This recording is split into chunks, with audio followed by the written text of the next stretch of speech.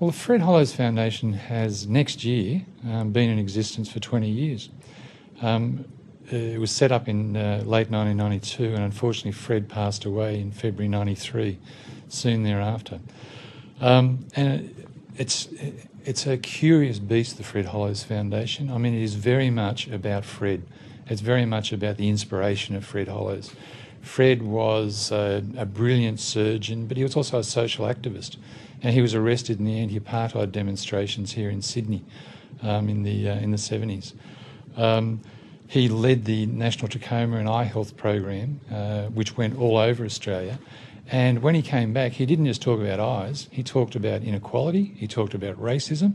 He talked about the need for Indigenous communities to take control of their own services. And he was a great advocate of establishing the first Aboriginal medical service here in Redfern, and one of the people who was involved in that. There are about 40 million people who are blind. 80% of them don't have to be. We can fix it. After just 24 hours, when the bandages come off, miracles really happen. The blind can see. I'm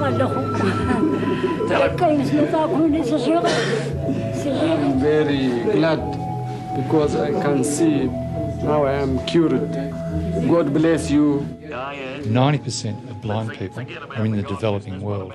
That tells you straight away this is not a medical question. This is about development. This is about access, about affordability, about appropriate services being delivered. Here in Australia, we have a broader remit than just eye health. So we do work in eye health with Indigenous communities.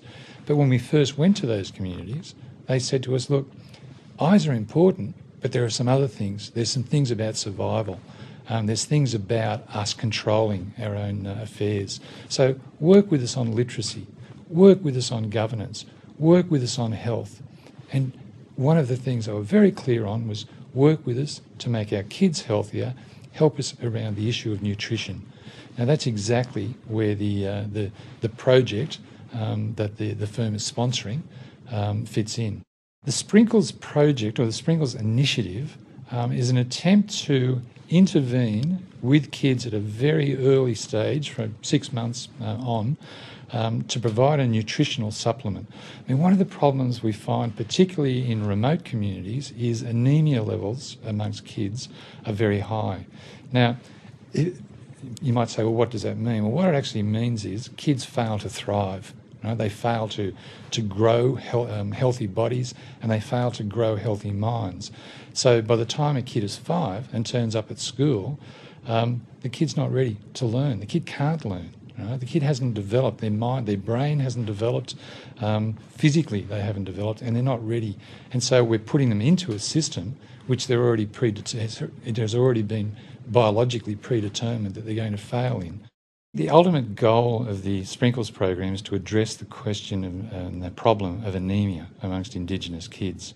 But one of the great successes already of the program is the establishment of the network of Indigenous mothers right across Northern Australia, from North Queensland through the Territory into Western Australia. You now have a network of Aboriginal women that are themselves involved in thinking through issues of nutrition for the kids, involved in a program, and they are as excited about trying to find the results of this program as anybody else, perhaps more so because it's their kids.